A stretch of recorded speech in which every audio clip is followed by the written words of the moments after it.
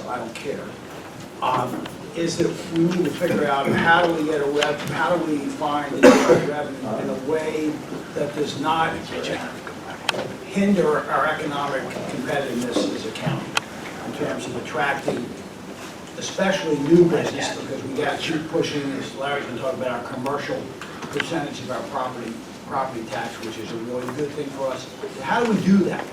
And what are ways to do it that keeps us competitive? So I think that's our challenge, to look at things. And I've asked Holly to make sure that we have information relative to what other counties are doing in terms of fees and taxes. And then are we able to relate any of the fees and taxes to there's a relationship with services? Okay? So that'll be our challenge next week. If no one likes what we say, then we've done a good job. Probably. So our first speaker is, because I can't manage the clock as well as I used to, is Larry, and we asked Larry to talk about really in economic development. There's sort of a little bit on the high level in the strategic plan and where our key opportunities are and how we're starting to attack them. Thank you. All right, no worries. Okay, thank you. Yeah, so our charge was to be a little more forward-looking in terms of areas of economic opportunity. We're going to spend about 2 or 3 minutes talking about some things that have happened just for context. It's been a busy year in economic development. We have a variety of projects that have been expansion projects for us. Primarily, most of these are internal existing company expansions, but it ranges from cybersecurity to photonic lasers to food distribution. So we cover a wide range of projects for us. In terms of how projects are trending, the projects we worked on this year, about 28, 29 projects, pledged about 1,800 new jobs for the county. Also, the projects we worked on this year pledged to retain 2,300 new jobs. You can see how these projects are trending. We just put those up there for your context. Next. Capital investment, almost $130 million of new capital investment just on the projects we worked on this year. Vacancy rate, positive trends. I mean, we're looking at a 7% vacancy rate, so we're continuing to see, even in light of new construction, vacancy rates continue to drop. Well, it's driven by these projects we're working on. When vacancy rates get below 10%, the market typically responds with speculative or new construction. So, these kinds of vacancy rates are going to drive new construction. And of course, downtown you see that. I mean, buildings are going up speculatively based on some of the market data. Our small business loan fund activity. You may know we are a fund manager for the Video Lottery Terminal small business lending program for the state. So we are a designated fund manager for the state. Since we're into it about 2.5 years now.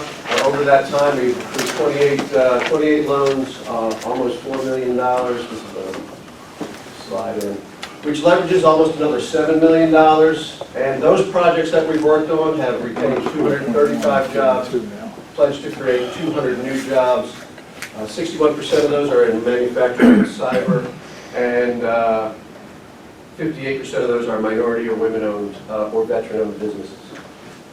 And those are exactly the parameters of what that program is trying to do. It is a small business, women-owned and minority-owned driven program.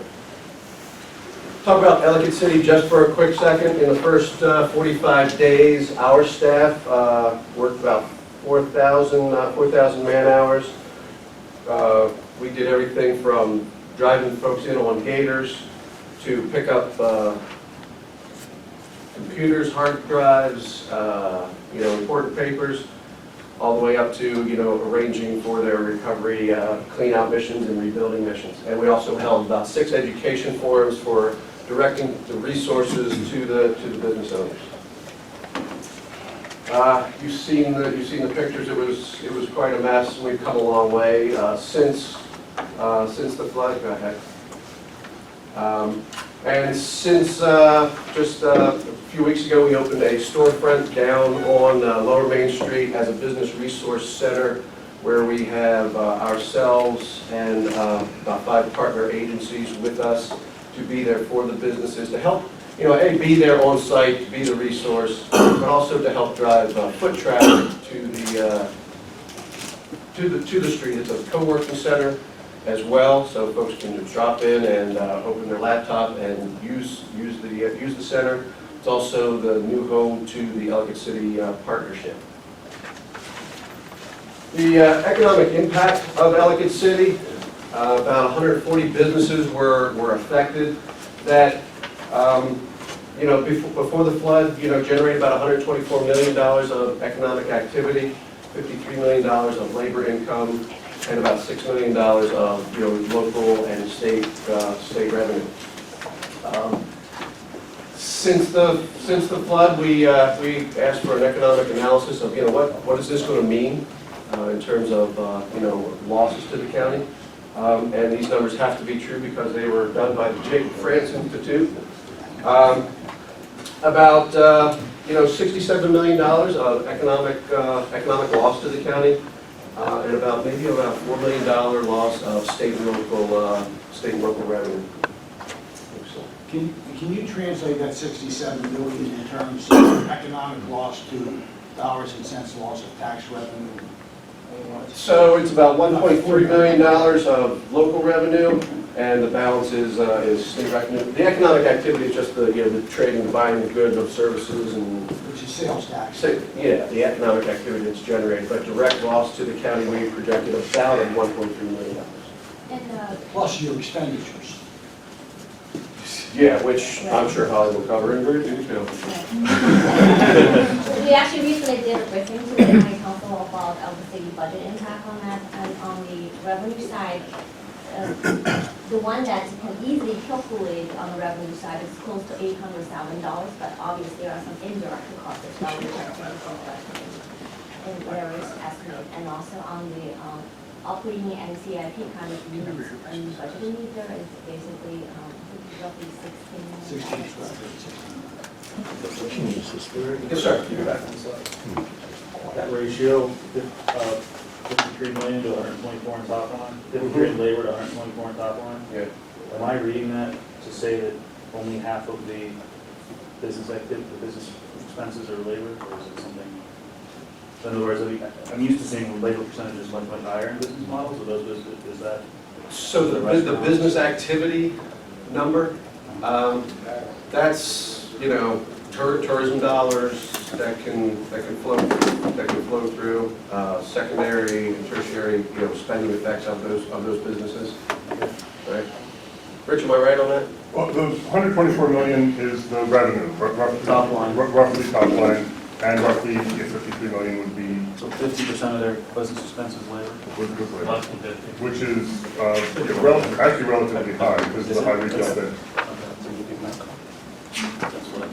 It was home to about 955 employees, and we are projecting about a loss of about 140 of those jobs. And this is a one-year snapshot, so we'll come back in a year and see how close we were on our projections of. A lot of this was based on who's going to open when and the return of businesses. So we took a stab at what we thought the recovery would look like. So out of those 140 businesses, about 76 have reopened. We have a few that are coming shortly, about 15 in the next few weeks. And working with the Department of Housing and Community Development, they have put about $1.5 million on the street through their small business disaster fund, as well as some residential funding as well. The SBA has closed 4 loans for about $670,000. We actually had to jump in with a bridge loan because there was some delay in some of the SBA processing of things. Some of the merchants trying to get open for Christmas needed a bridge loan until their SBA loan came through. So it's been a busy project for us. So looking forward. We just wrapped up our strategic planning process, and we will brief the county executive on Friday of what that looks like before it goes public. You're getting a little bit of a preview, but I thought this would be a good jumping off point to let you know what that strategic plan, the analysis said, and where it's pointing us for the future. We update our strategic plan every 5 years. So I'm going to walk through some of the key findings of that plan, and then some of the main strategic elements of it, to give you a sense of where we're going. And of course,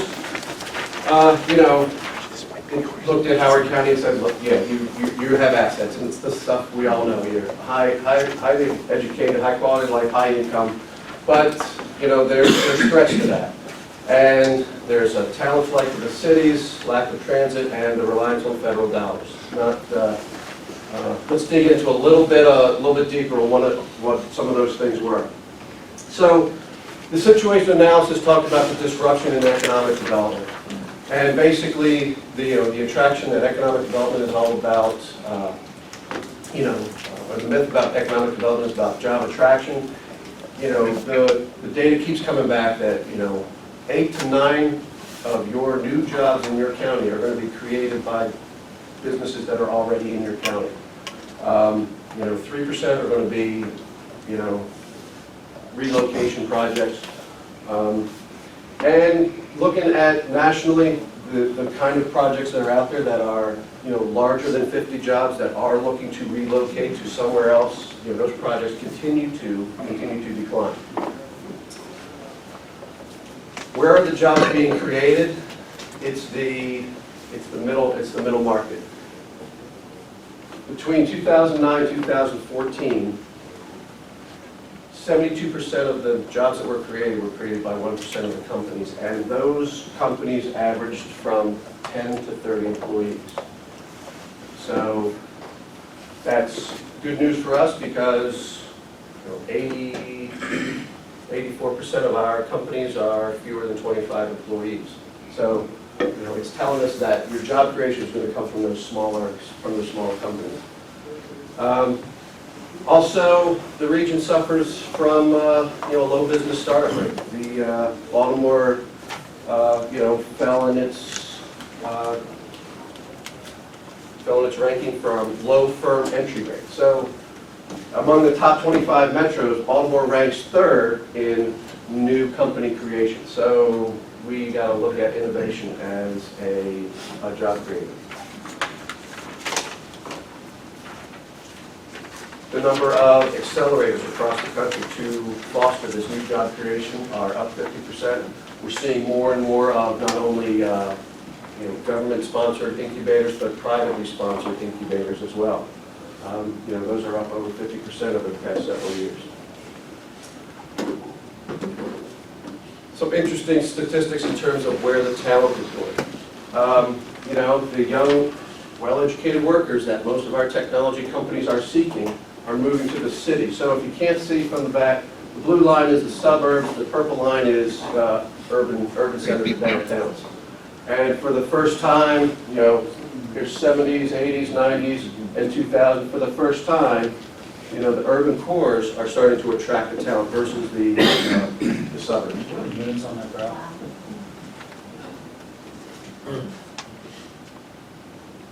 I'll have to look.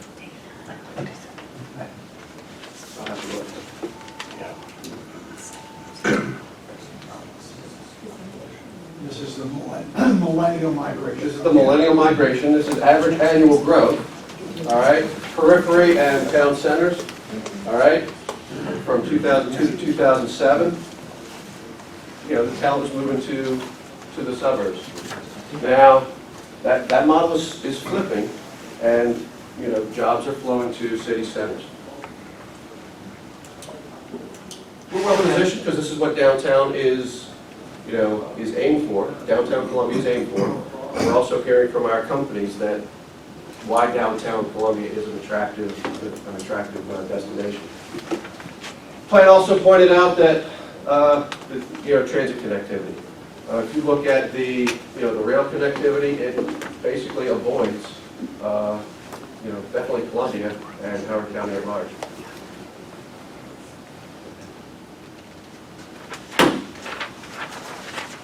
That's important because a growing number of, this workforce is seeking public transportation as an alternative. Compared to the baby boomers and Gen X who thought mass transit was important, now almost 40% access to transit is a top priority. So if the workforce is looking for, active urban centers and public transportation, and that's the talent that the companies are looking for, those are key threats for us. Global engagement is also a finding. 80% of the economic growth over the next several years is going to be outside of the United States. So working at a, this market, the growing market for companies is going to be outside of the U.S. And additionally, it's pointed out that economic gains across wage classes have not been widely shared. So the economic gains, except for the top 5%, economic wages aren't being shown. So it will point us to, this maybe not only is a technology, 4-year degree type of opportunity for us. We've got to pay attention to some, entry-level and lower skill wage jobs, because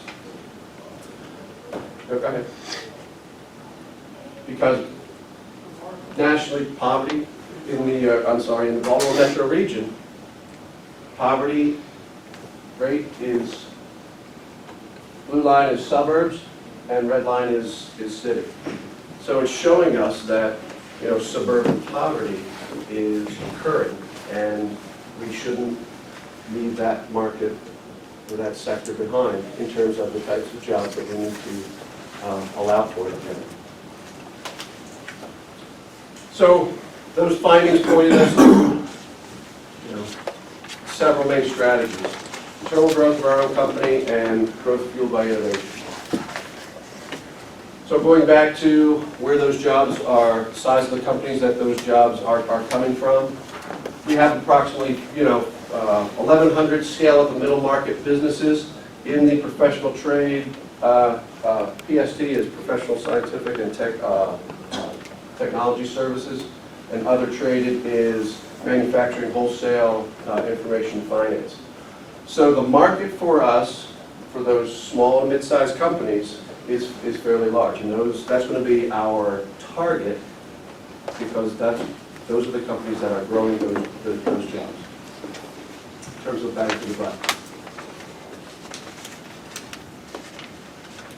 Sectors we're going to focus on, certainly cybersecurity is going to be a large target market for us. Staying true to the agriculture community and helping our farms continue to grow and be viable. We count those as certainly businesses, small businesses that have room for growth. We're going to continue to fund our small companies. So with our VLT loan fund, we have a perfect tool to fund our small companies for business growth. And we're going to continue to and get more aggressive to support global trade initiatives. Last year we brought on a business development specialist focused specifically on international trade, and we're going to continue to support foreign direct investment and global trade. The drivers, downtown Columbia, certainly Maple Lawn, are growing sectors. Downtown has a long way to go. Maple Lawn is a very attractive business destination, but it only has a few more pad sites to go. It has a few 100,000 square feet of new office that it can accommodate. So where is this growth going to come from?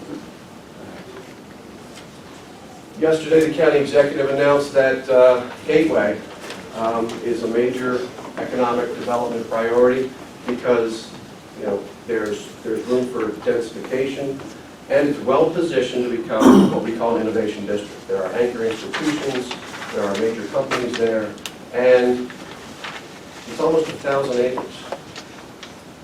When you look at how much of the site is open space, that's our room for growth. When you talk about, Howard County is running out of running out of land, and our ability to grow is limited. This is our jewel right here. This is going to be the next major economic development project for the next several decades for Howard County. We can densify it. It is sitting right off of the busiest street in North America. It is, it's got anchor institutions, and that is where we can truly focus our efforts in terms of new business development, new business growth. It's already wired with ICBN broadband. Let's leverage that. More compact development, make it more pedestrian friendly. These are the types of places that the companies that we deal with are looking for. And downtown is a great example. Why downtown is being successful like it is? Because it's compact, it's got amenities, it's walkable, and it's just a nice place to be. That's where the talent wants to be. That's where the companies are going to go. Gateway is well positioned to be very similar. An innovation district with the anchor institutions that are around it, like the state's funding mechanism, TEDCO, the universities that are already there, the college, Hopkins, Loyola is right across the street. The place is right for an innovation center, and we're suggesting that our incubation center, the Maryland Center for Entrepreneurship, could be an anchor institution and stake a claim inside of this innovation district. The sub-leader of UMBC is another one of our anchor institutions that are already inside of Gateway. So all the fixings for a good recipe are already inside of Gateway. So putting an innovation center nested inside of these anchor institutions with the infrastructure that's there is where our growth is going to come from. It's a long play. It needs transportation access and other things, but that is where our growth can happen. I think that's it. Thank you, Larry. All right.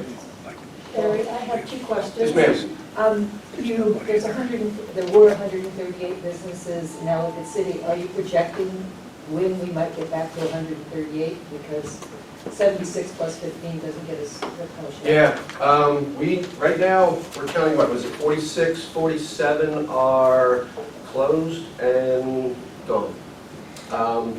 Now, we have seen a trend. There's a few new businesses coming back in. New yoga studio will be opening this week. A new restaurant will be opening later this month.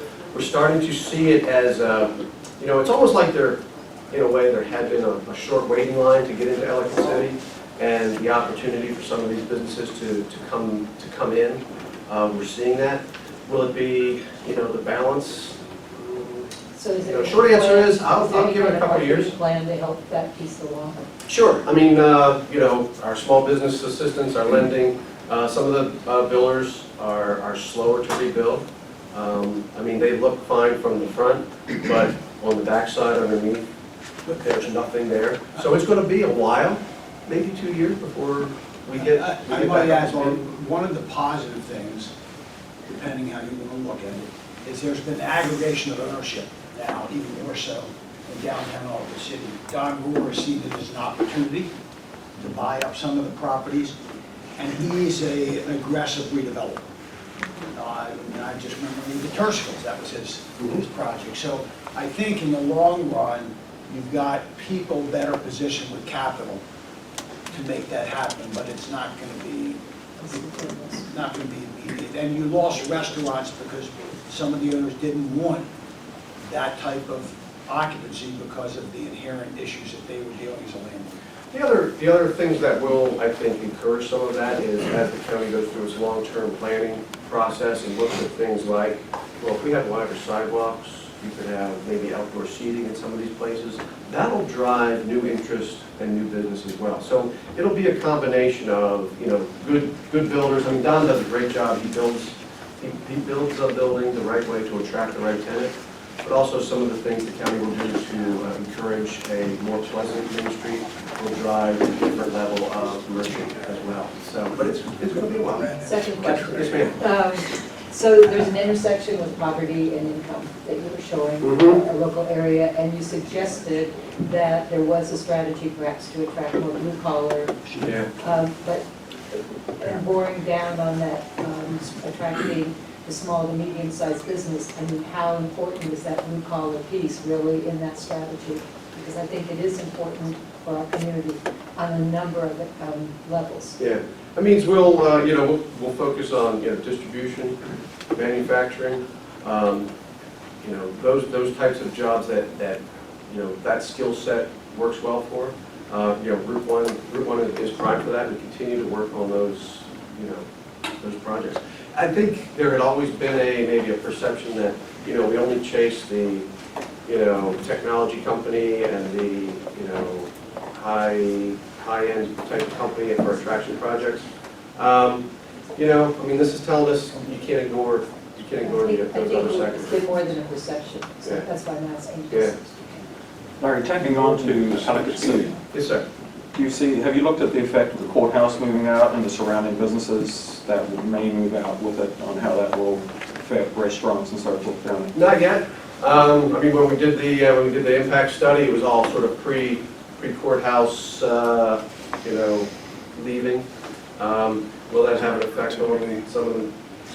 Hard to say. I'll probably go back to the Jacob Franson. Right, because that's going to be a big question for the council as we move forward on that. Good. That's a good point. You want to bring up the TAP, Urban Land Institute? We just hosted the Urban Land Institute, which is probably the most prominent land use development organization. We brought in a group of outside experts to do a deep dive and look at Ellicott City. And Craig, to your point, they knew about the possibility of the courthouse leaving. And what they found was that Ellicott City, and these are outsiders coming in, which was a great, have fresh eyes, offers a tremendous opportunity. The courthouse in particular, in terms of creating a public-private partnership, perhaps that becomes a boutique hotel. Redevelopment of Lot D, some really creative ideas. So I think at the end of the day, it really challenged us to aim higher, and that's part of what we're looking to do as an organization, is really promote. It sounds, Mark, a lot like Jim Rouse used to say, when life gives you lemons, make lemonade.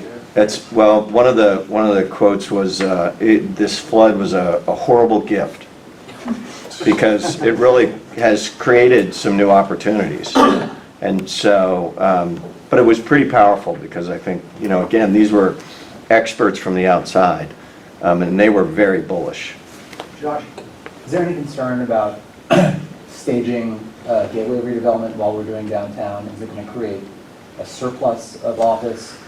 Is it going to track from downtown Columbia if people want the access to 95 or BWI? Let me take a shot at that. Sorry. What's going to happen with this administration, maybe the next administration, if you look at the downtown plan, what you're looking at is setting up a structure that allows future administrations deal. This is a 10, 20, downtown should be developed or wholly developed before then. But I don't think it will compete with it. I think it's much more future. If you put off, because what has to happen now, there's a lot of moving parts in Gateway. There's a lot of private ownership now. So you have to have something where you bring people together, where you create the willingness to say there's a better way for everybody, where there's profit and where there's job development, is better land use. And I think that's going to be politically challenged and difficult from the standpoint of time frame. I think it's going to be a very, very long process to get done. Richard? If I may add to that, the user base for the more innovation district type mixed-use development like Gateway versus downtown overlaps, but they're very different user bases. It's probably 20, 30, 40% overlap. But you're going to attract a different real estate user. Can you say that? The type of people attracted to a downtown area like Columbia, and the companies locate in something like an innovation district like Gateway, and the companies that would locate in downtown overlap, but aren't, completely, similar. So you're going to attract a different user base. Can you talk about the people on the, who is it that's on the Venn diagram of outside the union and inside the, wants to be in Gateway? More law offices.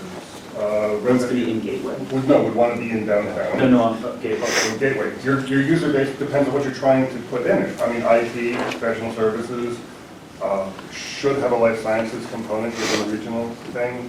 It depends on what, an innovation district is driven by the assets that support innovation.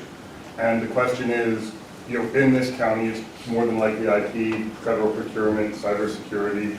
So those are the types of companies, and they're more likely, especially a cyber user, to locate, depending on the size, in an innovation district than the downtown. So my question was exactly the same as Josh's, and I've always regarded, I mean, God, there's some people that are in Gateway and they're perfectly happy there. I moved in the wrong area. Well, as Hey, the Ryan. second ring of suburban hell, and given what I heard on the first. As I said, they overlap, but they're not complete, you're not trying to attract identical user base. Also think of it this way, I mean, the county executive said yesterday, downtown's in its 10th year of, when there was a conception to, make a downtown plan, and we haven't had our first tenant really move in until later this spring, right? So it's going to take, like Steve said, it's going to take a while to get those pieces and parts into Gateway.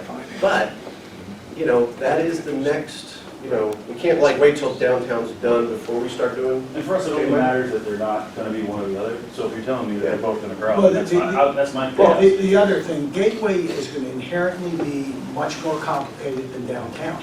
Downtown, you had one owner with the land. You have a lot more flexibility. What has to happen in Gateway is not just commercial, it's got to be mixed use, it's got to be where people live and work. So it's very different than what it is now. When Rouse, who I work for, they looked at that when GE sold that back. Because GE and Jaguar, that was supposed to be a great appliance park for them, and it never happened. When they sold that back, that was, Rouse looking at it, and it was short, perhaps short-sighted, but it was a long time ago. That was a land sale. That was land, they made a lot of money selling land. Was it the best use of that land? Maybe it was at the time, but as we roll forward, it's a lot of land with, we always want open space, but if you look at Columbia, for example, where you have maybe 30% open space, and you look at the metrics that Larry put up there, it's not the best use for the last piece of large land if they can make it work, because you've got private ownership there. The last piece of land where you can create revenue, commercial revenue, in a big way. And that means mixed use, but it also means you gotta have verticality to do that. It can't be what a lot of 3- and 4-story buildings and flex buildings, which is what you have out there now. Going to be difficult, it'll be challenging, it'll be to be honest with you, much more so for future, because I think at the best, this present administration, if they are around for 4 more years, will just get this started. There's a lot of moving parts in this. The good news is, though, we've met with most of the large property owners, and Hughes is one of them. I mean, and they don't want their neighborhood to decline. So Hughes is on board with this. They understand that that's an asset of theirs as well. Copt owns half of the office space inside of Gateway right now. Mickey Abrams, I mean, we've talked to all these folks, and they are more than excited about that concept because it's time to re-envision Gateway. And when you look at the greater Washington area suburban office parks, I think they've been more affected by the federal contractors than we have. I mean, they've got vacancy up close to 20%. I mean, there is millions of square feet, Montgomery County, Prince George, is across the river, of empty buildings. So the suburban office park model, these guys know it. It's not follow the town, right? It's not what it used to be, so it's time to re-envision it. So most of those major property owners are bullish about this concept. Yes, sir. I guess we can also say this kind of ties in back to that, again, with the overall strategy. It's one of the things that came out in some of the economic development, I guess, strategic plan meetings, was just the fact that when you look at MCE, and some of the tech firms that are in there and wanting to, after they quote, I guess you could say, graduate from the incubator or what have you, the number of them leaving and not staying in Howard County is not what we want it to be. But then when you start getting into some of those whys, outside of the investment side of things, it's also having, I guess you could say, more, quote, cool places that those guys would want to be in as their business grows and goes through its life cycle. So this further supports kind of almost like a grow your own strategy in that you've got some place for them to go to keep these growing companies that ultimately we want to invest in the county, hire more Howard County as invest, et cetera, et cetera.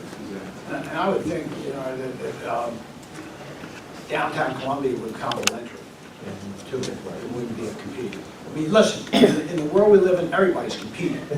That's not going to change when in private. That's best use and what drives good things in that sense. So. And there's, just to add on, I mean, just so you don't think that this is 10 years away, I mean, there are some short-term things that we do that make Gateway much more attractive. There are some covenants and some uses that make it instantly a more cool place to be, you know. If you think of the success of Jailbreak Brewing and where they are and who goes there, I mean, they're in a flex space off of Route 1.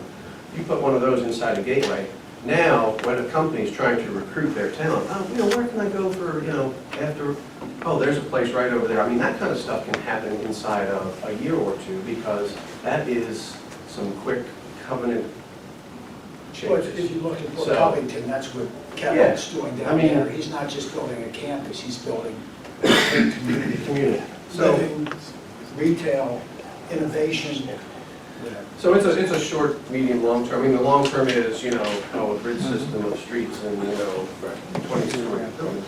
But, short term, we can do some, things that start to make it very attractive. Okay, comment and question. Comment to you, Ryan, as far as Gateway. The company I work for, we moved from Prince George's to Howard in '09. Gateway was great for us. We would have never moved to downtown because we were aerospace and engineering. We wanted certain accessibility of 95, et cetera. So that's to Richard's point about, I don't think they compete as much as you might think. Because downtown would have never happened, even though it's only a few miles away. My question is about mass transit, though. Yeah. Gateway, downtown, all of those sound great, but I think, to your point, and I think you're right on point there, is, I don't know, it only goes but so far without transit. And I know the company I currently work for, we were looking to get out of Bethesda, very expensive down there. Oh, here's my card. And, here's the problem. Well, here's the problem. We have a high number of millennials, and the top 3 items as far as what our new space had to look like was within a mile of a metro stop. Yeah. So basically, that blew up everything not named Montgomery County, Northern Virginia. Yeah, we hear So- that a lot. And, if that were if we had mass transit here because of what our company does, we could have moved to Howard. But, half of our 500 employees would have been like, we're not going there. Steve, as I was listening to this and thinking we're going to be meeting with the council and giving our recommendation on the P3. If I was looking at a long-term P3 in the future, it would be, because we're not going to get the state, the feds to do it, they may help, but to get from Mark to downtown Columbia through Gateway, figuring that out, how you do it, would be a great P3 investment for the county. Because you can it can be revenue-based, as we looked at, which is easier to do. But you got to do it, and the reality is, I remember when Ecker, we started building roads here, and then we waited for the state to pay us. We said, we're not going to wait for that process, we got to get ahead of that to keep transit. And I think ultimately, we've been talking about this since I was a hell of a lot younger in terms of transit. We got to figure out, and it's a leadership issue, maybe everybody working together, a leadership issue to figure out how do we do that, and then take that vision to the feds and the state. That really is going to be the key. We know there's an old rail spur sitting behind Gateway. Can we be creative about how that gets used? But that transit piece is going to be, the key for decades, really. Okay, Here just was a I honor. just play one on two. That's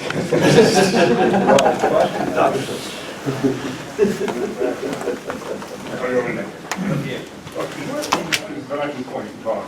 All right, so I think Larry covered a lot of what I'm going to say about the Howard County jobs, so I'll skip, could you?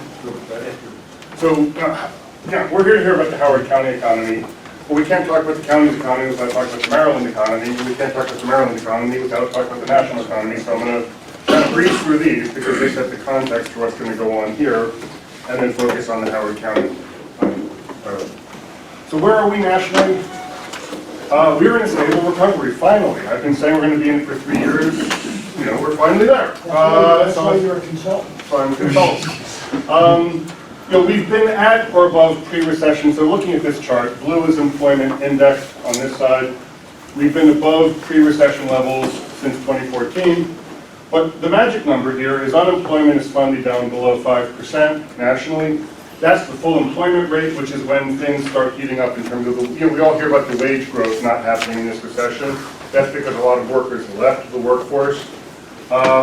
So as we've added jobs to above pre-recession levels, wages haven't moved up because we've had to attract these workers back into the workforce.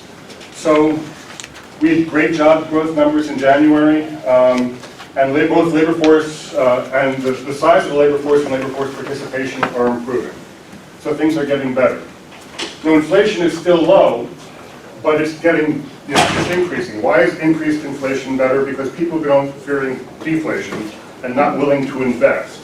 So now that we've had a year with the inflation rate being at, you know, what the Fed is looking at, the core rate, about 2%, you know, businesses will now start really thinking that the risk of deflation is finally gone and hopefully start investing. So business sentiment is improving as well.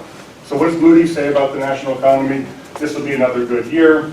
However, there are risks. We're in the midst of a fiscal and monetary policy shift. We've had tight fiscal policy and expansionary monetary policy for the entire recovery.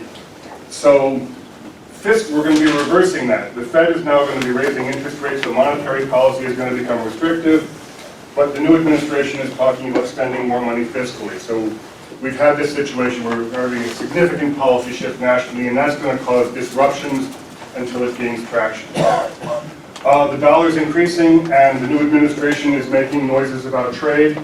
How trade impacts the national economy, hell, I wish I knew. We don't know what this administration is going to do, but it is clearly a risk. Then the ever-present global surprises. So again, things are improving nationally. So the probability of a double-dip recession started 2016 at 21%, it ended the year at 11%. So, you know, the risk of a recession, you know, is down significantly. We've had, in fact, 28 quarters, or 28 of the last 30 quarters with positive growth in terms of GDP, and, you know, accelerating growth except towards the end of this year. This was an advanced number, it'll be revised upwards. I'll bet everybody a cup of coffee for the next meeting. I'll bring the, you know, when it comes out. So again, things are significantly improving nationally. This is how the nation works. If you're green, you're expanding. If you're blue, you're recovering. If you're yellow, you're at risk. If you're red, you're in recession. So really all of the states except energy-dependent states are largely in recovery. So we have a broad-based national expansion. But the bad news is this is the second longest recovery in U.S. history. So the question is, when does it finally start grinding down? I don't predict it happening this year, but it's possible, you know, that it's going to be having some kind of adjustment, probably a smaller one in the near term. Questions about national economy? Just it's all national. Okay. The questions I'm going to be asking my wealth advisor tonight really is, I'm listening to what you're saying, but there's that uncertainty of the administration, the national administration, their policies and the impact. It's not reflected in any numbers. And nobody, and if somebody had a crystal ball, that's what you need now. There's no way to statistically model what a change So in. basically, we don't know. We don't like to say that. But no. Because for me, this is me personally, it's partially my age, but when we don't know, that's when I pull out. You can jump in, but when when there's too much uncertainty, that's when you sort of step back for a minute until there is more certainty. For the consumer side, probably. For the business side, I'm not sure. He's put a competent team in, Treasury, State. I don't think there's a lot of risk. He's talking about lowering corporate income tax rates, which is why the stock market's doing well. How much is that getting baked in? So, yes, I think there's uncertainty, but I don't think we're at the point where I think consumers are probably far more nervous than the business community right now. I think the business community, despite the rhetoric on, the little guy versus Wall Street, I think half of Wall Street is moving to Washington. So, I don't see, I see uncertainty being a drag on growth. I don't see it being a driver into a recession. Okay? Questions nationally? Next one. Maryland, I'll do real quick. Maryland, this is largely the same slide as last year, just updated. We're in the midst of a major economic transformation. Maryland has been dependent on federal spending for forever. I was hired in 1992 to come to Maryland to create a plan for the state to become less dependent on the state's economy, and during that time, we've become twice as dependent as we were in 1992. Good job, Rich. So, why is that? Because the federal government kept growing, and we're very willing to take their money and their jobs. So the good news is federal spending cushioned us from the last two recessions. The 2001 recession barely happened in Maryland. It didn't even happen in the I-95 corridor. Realistically, it happened in the other parts of the state. And the Great Recession was terrible here, but it was far better here than Detroit. So, that's good. Now the good news is the federal government can't relocate. They can't go to China. Certainly won't go to Mexico because they won't be able to get over the wall. But but the bad news is in the near term it's not going to be growing like it had been. So for the challenge to Maryland is we must build on the assets we have. We have to diversify our economy, and we're doing that. However, we do have to overcome the fact that Maryland's business climate is seen as a weakness. So again, this is in the report we sent out, and very similar to last year. This is just proving that we're dependent on federal spending.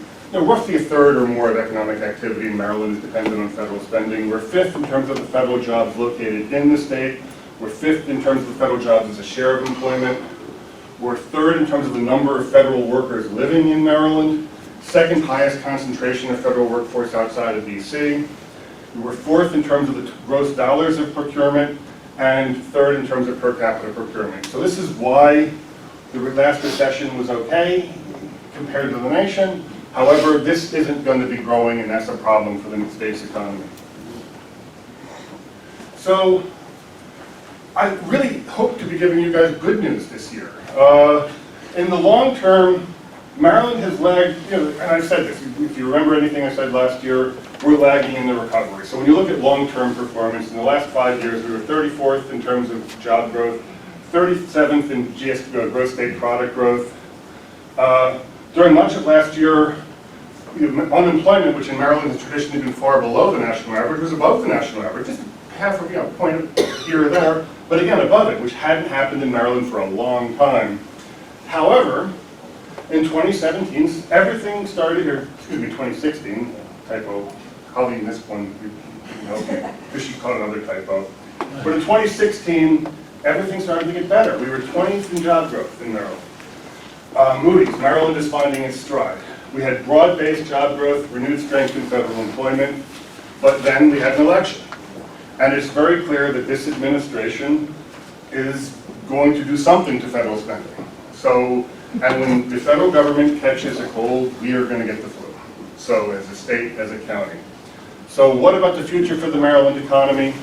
The state's performance will depend on continued national recovery, redeployment of our economic development assets. We do have considerable assets in Maryland. We have a skilled and educated workforce, what are called meds and eds in economic development, the hospitals and universities that drive growth in our cities. We have a huge federal base of R&D and university base of R&D. This is what's driving the creation of innovation districts. They're talking about 4 innovation districts in Baltimore City right now. So we are a national life sciences leader. We have strong growth in technology businesses. So we have strengths. Now the areas of growth recently have been life sciences, financial services, professional services, especially this and even life sciences is still driven by federal spending. Recently, distribution. We have Tide Point with Amazon and Jessup. Jessup is doing quite well. I just did Larry's economic impact study, and a large number of the companies that are wins, those manufacturing and distribution facilities he talked about, are in Jessup and do manufacturing and distribution. So in terms of growth, the Board of Revenue Estimates is predicting 1% growth this year in terms of jobs. Moody's is a little bit more optimistic. 2018, everybody thinks job growth is going to slow down, and personal income growth again, consistent with historic levels. So this is kind of the state outlook. Questions about the state? Yeah, I was down there in Annapolis last week lobbying for a shopping center industry. And what you keep hearing is the structural budget issues that are going to hit. I think we had 70 million surplus this year, but they're looking at a pretty big, based on this stuff, I think, pretty big deficit next year that he's going to deal with. Can you talk about how that will impact us in the next fiscal year if that happens? Because typically, when the state is at a problem, what they start looking to is screwing the counties Yes. and pushing it back. So it's, I guess, expect to be screwed. We're going to, I think we had one of the problems was capital gains. And they did not come in where they were supposed to come in. And who knows where they're going to come in next year. If anybody tells you they can predict capital gains, when Ray ran the committee, he asked me to predict them, and I said, can't be done. So like snow removal, don't you split it down the middle of 5 years? Split it down the middle of 5 years. It's a great year for snow. So I think capital gains was probably suppressed. There were reasons to have suppression in the long term of capital gains because of federal tax policy changes, and people did capital gains a while back and they've been slow to recover them. They should come back. However, slow personal income growth and slow job growth at the state is a problem. What I would say is that the state didn't have a problem if it wasn't for the change in administrations. And I'm not saying I like one versus the other. What I'm saying is the driver of the Maryland economy is federal spending. So we want federal spending reduced, but just not in Maryland. It's not in Maryland. Cut it everywhere else. Cut it in Oklahoma. We want it here, especially in Howard County. So any other questions about Maryland? Next one.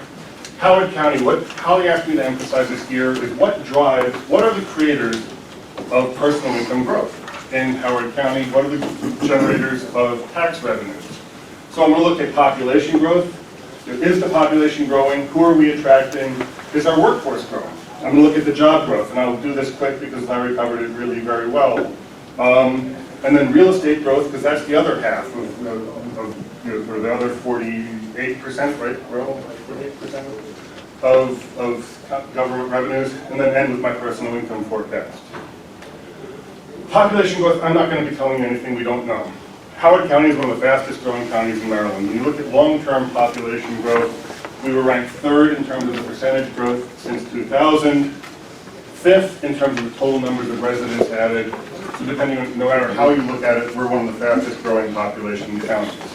Now, Holly asked me to look at this in the near term. There isn't good population data in the near term to say that this is slowing down. Almost all of this is based on projections data from the census. So, the next one.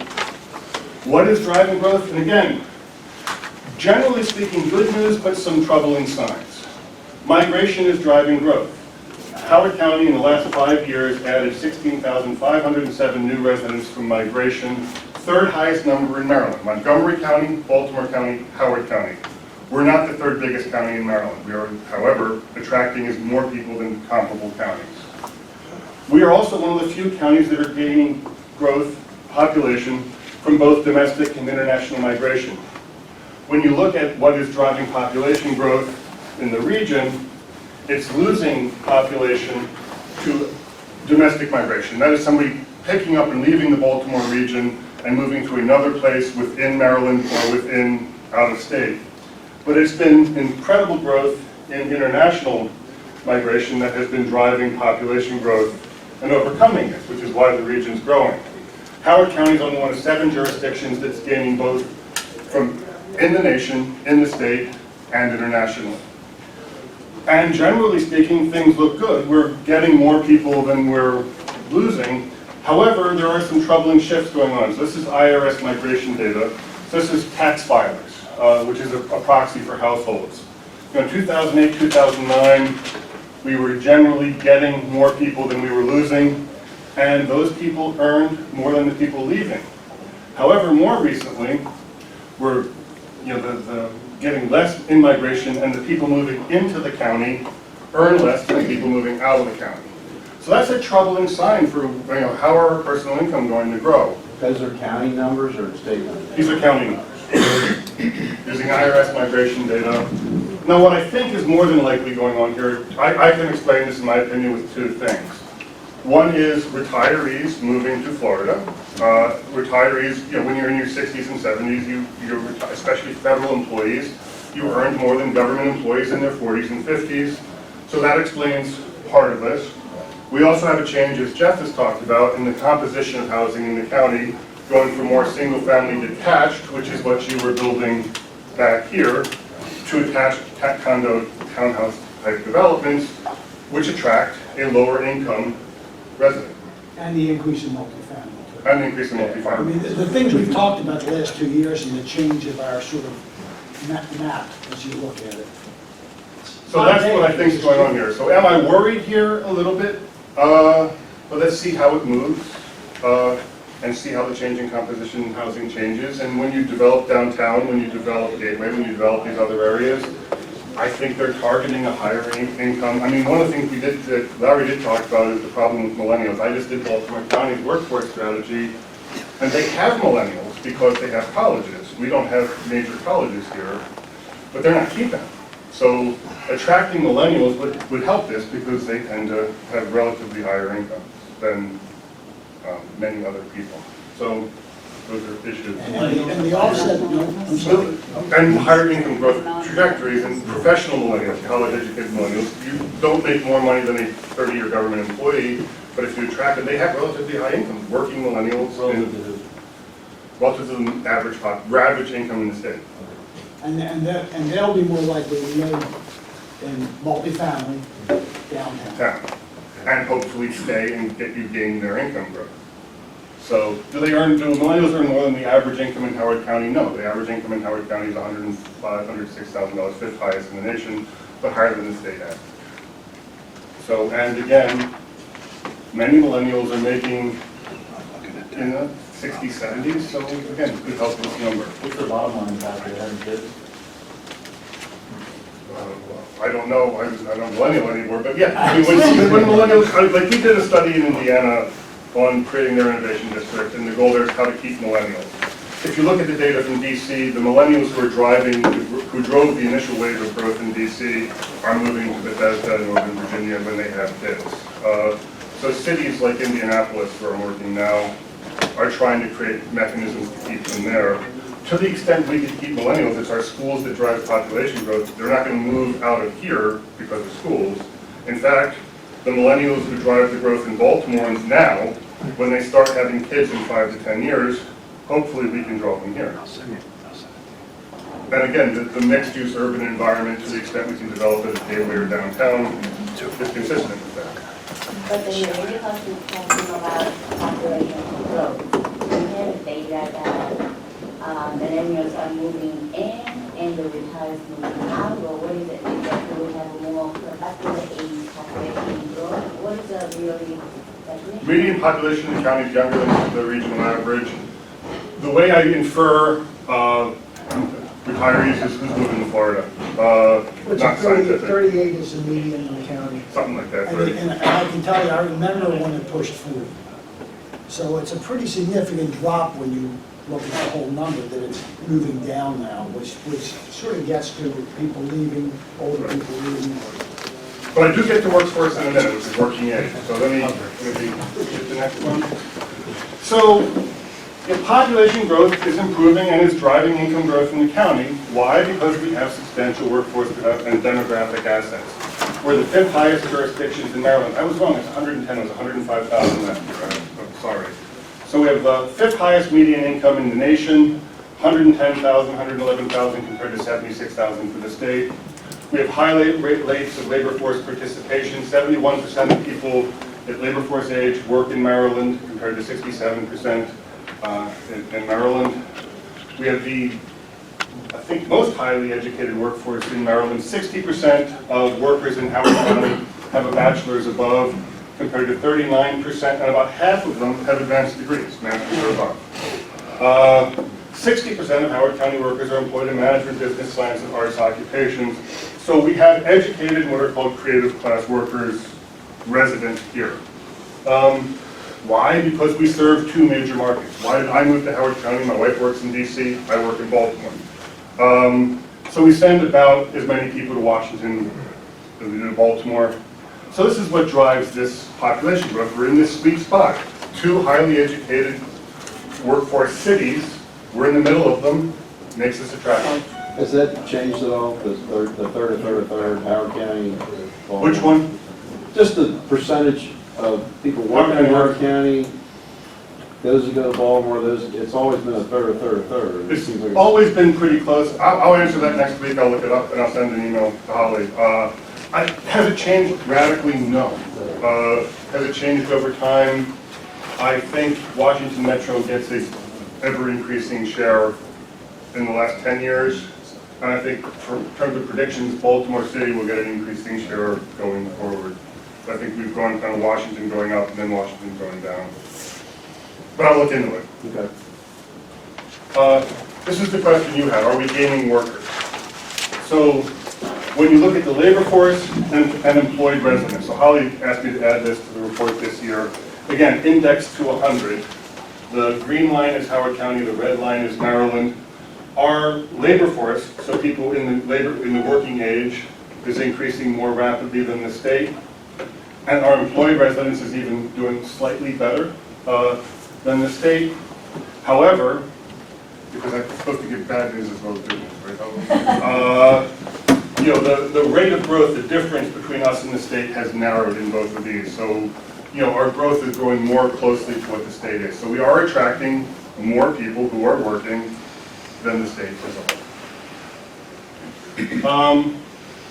That's kind of the demographics. I'm going to go into the jobs. I'm going to do this fast because Larry covered it. Our county workforce, again, indexed to 100, is growing much more rapidly in terms of total employment and private employment, which did even better, again, than the state. What is doing it? It's growth in professional services and corporate headquarters. This is called management of companies. It involves corporate headquarters, back office operations. This is a government industry code where this has grown, roughly 70% since 2000. This has almost tripled. So who are these? I think they're likely to be federal contractors, which I'm going to go into in a bit. So again, these are the two drivers of the county's economy in terms of professional services and high income growth. And one thing to clarify is the one that Dr. Flynn just talked about, the 5 different sectors of jobs. These are talk of jobs in the county, which is different from employment, different from residents. If you go back to so these are one more. These are people who live in the county regardless of where they work. That paid county tax. These are people who work in the county regardless of where they live. So they're the 60% going elsewhere. No, these are people, these are the jobs in the county. This is what this is all the work that Larry But does. they don't live here. We don't know. Necessarily. A third do. That's right, that's all I'm saying, a third do, and if you go by the overall. You look at jobs by place of residence and by place of work. This is by place of work. Got it. So, yeah. This will go this way. Yeah, perfect. This is all the major industries. So what's interesting here, and I'll go over this. So again, these are your major sectors of the economy. These are what are called two-digit industries, two-digit NAICS code industries, which are very broad industry groupings. What's relevant here, I'm just going to hit the highlights real quick, and this is in the report. Howard County grew faster than the nation and the state in the pre-recession area, going from the last 2 recessions ago to the pre-recession peak. We've also grown more rapidly than the state and the nation in the recovery from the Great Recession. So we're doing much better than the state, much better than the nation. What's driving this growth? 40% growth in professional services, 200% growth in corporate headquarters management type operations. Again, growth in educational services, healthcare, kind of broad-based. Manufacturing grew in the county compared to declining nationally and in the state. So again, we're doing pretty well in terms of growth. These are all in the report that we sent. So this is where we're growing, again, driven by these professional services. So this is what's driving that office growth. However, I think when you look at what are professional services and management companies, it's largely likely to be contractors to the federal government, the NSA. So federal spending in Howard County, as in Maryland's a core driver. I think that this growth in professional services and management companies is driven by this federal contractor base. So again here, this is federal procurement from the federal procurement data system in Howard County. So what's important to note here is NSA is not in here. So NSA is dark, we don't know what they buy, where they buy it. They spend, I did a study for the state, they spend roughly $4 billion, I think about $2.5 billion of it in Maryland in 2010. It's only grown since then. Question for you, Richard. In the federal spending for contractors, how much of that is, do you have a sense of how much of that is cyber and defense versus others? Yes. So in terms of defense, there's no cyber classification for NATO. But cyber would be defense. So defense is 1.3 billion in the county. Non-defense is 800 million in the county. So what you see here is this is that fiscal constraint when we had the government cutting back spending. We had this bump here, but that was largely construction, which was counted here but didn't occur here. I think this is Aberdeen or NSA Fort Meade contracting that was counted in the county in construction. So this is a blip. I'd like to just take it out, but you just can't throw out data you don't like, no matter how much you want to. But again, you can see here that federal spending has been trending down, but then really just started to recover. However, now we have this change in administration that could cause problems here. So is it fair to say that where we're going to be impacted most is going to be in the upper line with non-defense? Yes, it's probably this one. Where we might see some acceleration in the blue line.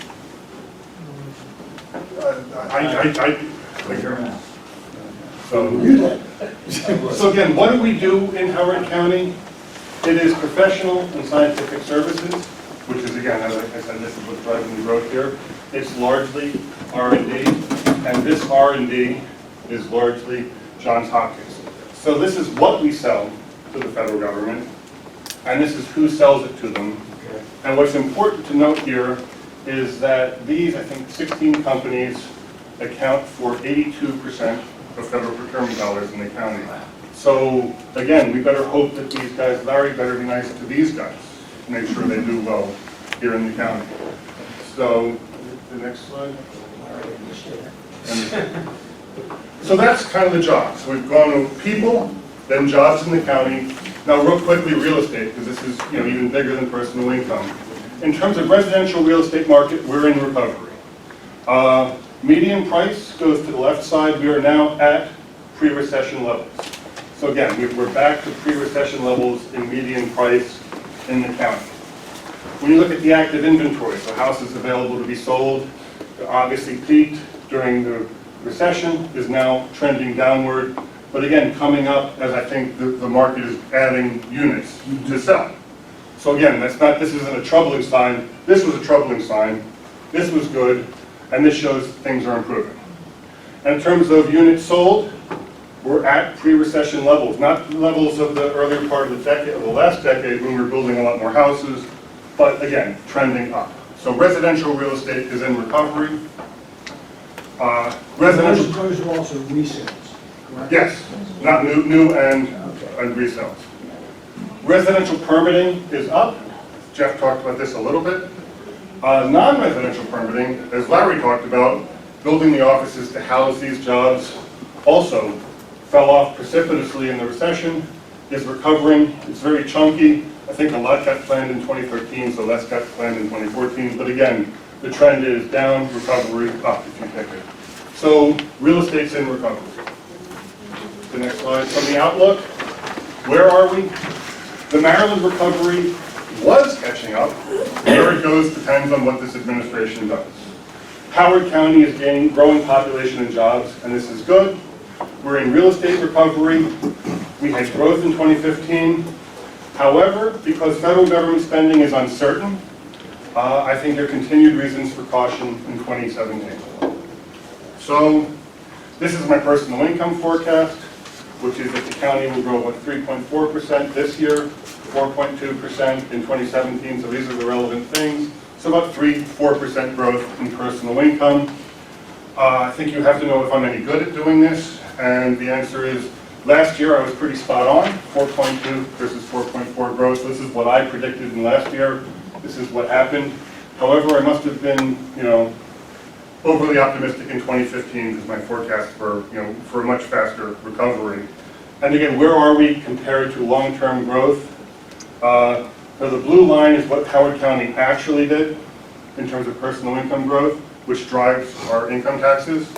Red is the long-term trend in this over the last 15 years. And this doesn't vary that much. If you pick the last years, it goes here. So again, why 15 years? But it's not that sensitive to recent numbers. It's a good rate. And again, we did very well before the recession. We did pretty well in the recovery. However, we're just getting up to the long-term rate now. And I'm predicting that we're going to be pretty slow growth compared, pretty much at the long-term rate going forward. This is my forecast for the county. Any questions about this? I either put you to sleep or I answered all your questions. Thank you. Okay. That's our personal income, and that's a great job. Thank you. Dr. Son. Thank you. You talked about the 50% of our revenue growth. About, not revenue, growth, revenue. Okay, between myself and Raul, we're going to cover the county's revenue outlook. A lot of that actually is not going to be that much different than the trend that Dr. Clinton has laid out for us, because personal income is one of the key drivers for income tax, which is number 2 tax revenue for the county. So before I talk to the county, I want to just give you a little bit big picture regarding Maryland State and other local governments. We already learned from newspaper and different channels that state recently lowered its own revenue outlook by about $800 million there. And the majority of that downward adjustment occurred in the state income tax. The state pointed out a couple of reasons. One is that they are now predicting a slowdown of employment growth. The latest state controller's office is showing an employment growth in the last few years dropping from 1.6% in most recent history to 1% and then lower than 1%. Can I ask a question relative to how the state does it? I threw out, if I was doing it, I would take a longer period of time and, just like it is smooth, we'll put the line down the middle, because it's going to be such variation that you just pick the middle spot versus trying to figure out what people are doing. How does the state do it in terms of? They hired 3 different consulting firms. That's Moody's, GI, and Sage. Okay. Every single of them, their numbers to each other, are pointing at employment growth slow down in the next few years. And they didn't do an exact average by the state controller. They largely try to avoid the outlier. Compare the 3 of them, try to find the midway, and they talk with them a little bit, try to have a sense. For example, Moody's traditionally proved to be a little bit more optimistic. Actual usually turns out to be lower than what they predict. The other 2 is probably either in the middle side or the downside. So the state tried to look at all 3 of them and find a more safe spot. So the 800 million, if you will, shortfall, or projected downside, how much is that as a percentage of what they expected their revenues to be? I think just a couple percentage points, but I can find a little more detail from that.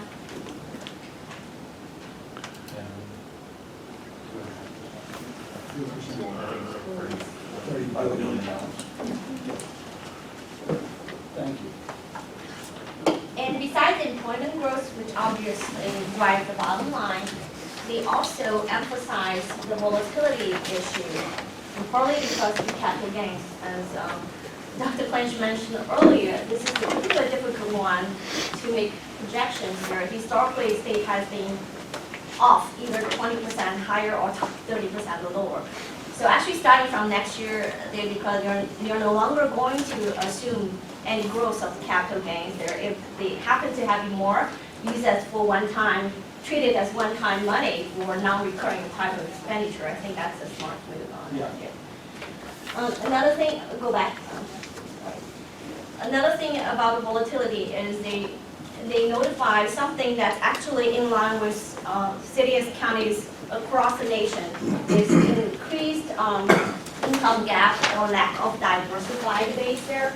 Statewide, 5% of taxpayers actually constitute 41% of total income tax, and actually 0.1% of all taxpayers, they contribute 9%, close to 10% of the total tax income. And if you look at nationwide in the past several decades, that has been the trend. So as a result, when the income tax base more concentrated, small group people, it's easier to subject for volatility.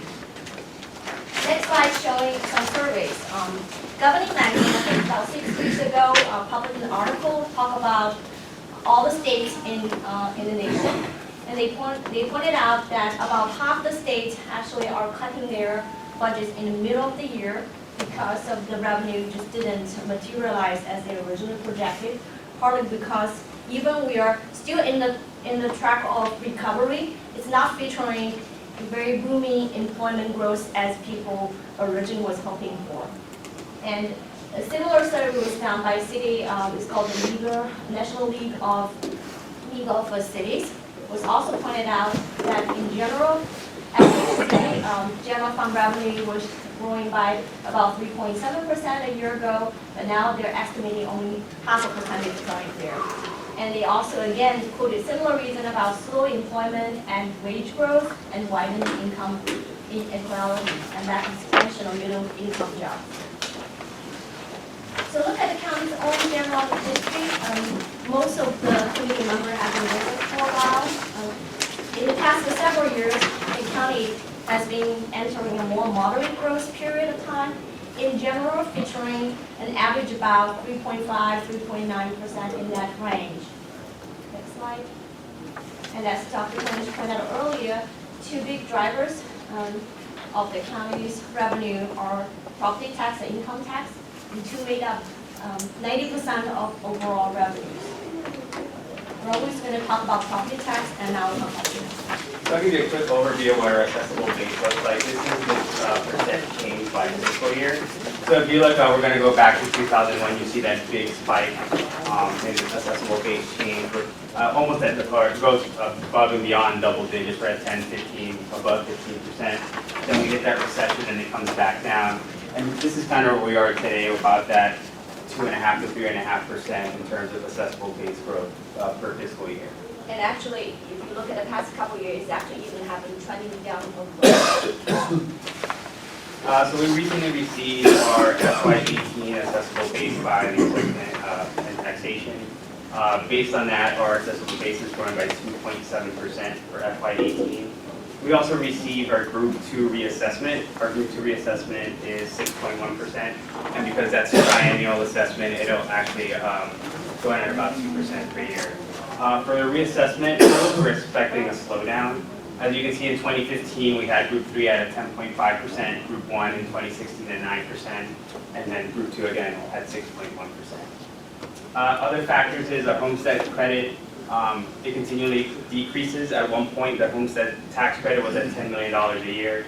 For FY18, we're going to be at about a little over $300,000 in tax credit. And new construction. As new construction continues to develop, we keep hoping that SDAT keeps putting that on their tax rolls, and we're going to see an increase in revenue. This is a quick map of our assessment area. So Group 2, or Area 2, which is in the yellow, that was recently reassessed, and Group 3 is going to be next.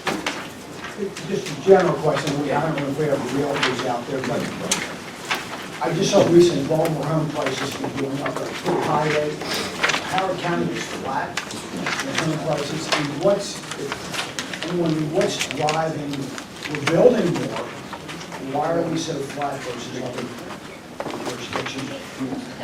Well, I think actually, first, in general, in this region, maybe with exception of DC downtown, this region, the past couple of years, if you look at median home sales price, is relatively flat, very minor increase. activities or transaction has been picking up 2 years in a row now, but not necessarily the prices. I think part of the reason some of the jurisdiction, including Montgomery County and Howard County, is probably already pricey enough at the median level. The other thing is this mixed with the fact that the type of housing now you have more multifamily than before in terms of mixture. So we're going to go over reassessment. Again, reassessment has been decreasing over the last 2 years, and the county reassessment for the last 2 years has been actually lagging behind the state average. So the reason behind the decrease, we think, is if you look at Group 2, which is the first one, reassessed in 2011 was at a negative almost 19%. Group 2 again in 2014 got reassessed at 8.1%. So we already think that that increase after the post-recession already happened for Group 2, and we're going to start seeing a decrease moving forward. Same thing for Group 3 and Group 1. They're coming out of that recession period. They already hit that bump up when they got reassessed last, and we should be expecting a little bit of a slowdown going forward. So it's similar, for those of you who remember the 1990s, it was very flat for a decade in terms of home appreciation in the county. And then as the bubble started hitting at the tech at the end of that decade and into 2000, it started increasing incredibly fast. I think go ahead, Bruce. Well, so looking at that, assessments have not returned to pre-assessment level, Right. pre-recession level, Right. I think which is kind of counterintuitive to some of the stats we've seen about pricing. Well, but if you look at pre-recession, that was part of the problem. It was not realistic. If you looked at that, the increases were so great in that period. I don't disagree, but it's still very telling Yes, that the assessable from a revenue base, standpoint, yes. you know, that Yeah. it's not. You're talking total assessable base, not percentage growth annually. I mean, I think it's really true. That recession was so great and so deep, is that even though it's been better for those of us in this industry, back to the price increases, it's still very modest. But there's still room for growth, too. Well, it depending on which group, because I think what you just talked about is Group 2, for example, because that one was hit very bad, and then they have a good recovery, but it's not fully recovered, and so this one Well, yeah, is you gotta still, look at it is percentage. some. The But if you look percentage at too, the remember other- the stock market, if that 20% comes back 20%, you're still Right. losing money. Yeah, but one thing we were talking with SDAT in the recent meeting is that the past 3 years for those different groups there, because they still realize a bounce back from the recession impact there, so most of the counties actually see a pretty good recovery, but after that, once you materialize that, you'll more go back to the normal moderate growth pattern, no longer see a huge coming back. So that's actually what we're talking about as a sentiment shared by other counties around the table that, well, going forward, you're not going to see the significant coming back. For example, from Georgia County, because they were hit double digits, so now they see group coming back double digit. But going forward, everybody is looking very moderate, 3%-ish in that kind of magnitude. These are year over year. Yeah, these are. Well, these are from the same group 3 years ago, because the states reassess 1/3 of county's property every year, and every time the reassessment is to compare to 3 years ago for that group, but then the value, the gain value is get phased in 3 years. So just to ask, so when you go up 6.1%, is that 6.1% increase in just Group 2 or 6%? Just that group, and that's compared to 3 years ago for that group. Yeah, so if you look at 2011 use, the pre-number was $100,000 of value, and you roll it up, the number of pounds 2017 is still only 94,000. And the only reason I was asking the question is that 6.1% if it was moving the entire assessable, if Group 2. Only Group 2. No, only group 2. But if it was moving the entire assessable base, and that's not. And spread over 3 years, so I only get 2% a year. Yeah. So real quick, when we look at the residential, it's kind of following that same trend, right? We started at a -22, and it's kind of been that steady increase, and we get that bump up post-recession, and then it's starting to come back down a little bit. But it's still following that same overall trend. And if we go to commercial, we see a different trend. The commercial accessible base has been growing in double digits since 2012, and it's expanding at a lot faster rate. And I think that they've already talked about what's going on there. So I think as a county, we need to pursue a little bit more in terms of economic development to hopefully catch up with the rate that the commercial base is going at. Tell the group again, what is that percentage? Roughly 17. So it's 17, what we're saying is 17% of our property tax comes from commercial, 83% from residential. What, I remember 20 years ago, the goal was that you should get that up to 23% to really provide in terms of our revenue. That's a lot of growth. That was about significant transportation. Well, I think we've sort of, from listening to Larry, we got two things. We've got downtown happening, that's sort of baked in. We've got potentially, which is probably 20 years in terms of spades hitting the ground in Gateway. That's a long haul, and if you don't do Gateway, we have no land. Basically, if I recall, I think we had about 500 acres in the county of developable outside of Gateway. Yeah, there's about 30 parcels that are 5 acres or larger. If it's smaller than 5 acres, it's not going to move anything, So our only ability to really drive revenue, when you visit my tombstone, you can wave to me, but it'll be in Gateway. But what's the trend of that ratio, though? I mean, a few years ago, I think when I got here, it was closer to 15 and a half. Yeah. So we're going the right way. It's going the right way. Going in the right direction. It's just because the share originally was roughly small, so percentage-wise, you do see that obvious increase, but it does happen. Do we have a sense, last question, do we have a sense, if we look at build out downtown, or the next 10 years of downtown, assuming these type of projections and just taking out what change that would have, how much we push up that 17% as downtown builds out? We can calculate that, we have it. It's helpful to just sort of see a little horizon. We can do that based on the projected residential growth Yeah, and what that impact would be. We can run that. that'd be It's a big helpful. number. Ross, at least when we have the quality discussion.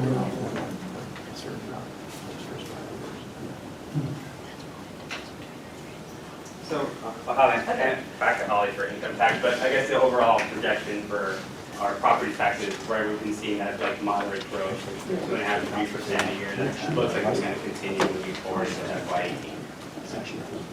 And next one is about income taxes, our second line is source of revenue. There's two things you could actually observe just by looking at it visually. One is it's very volatile compared to accessible use, and other things are, you see the huge bouncing around there. Second thing is the overall trend is trending down. Historically, at some point, you could peak more than 20%. In the more recent years, is on average about 4%, no more than 4%. Next slide, I'll talk a little bit about a closer look at the last 3 years. Trending down as a percentage change. Not as a decrease, yeah, it's not a decrease. It's We a would all expect slower. that the lack of job growth, right? Yes. Right, and the bubble itself. Yeah. And if you go back there, and in particular, last, here, this period that was very volatile. But we don't have an ability to strip out that. We can't, no, I'm saying from to look at it and say, okay, what, of income tax change, what is related to what's the volatility of the capital gains versus the steady state?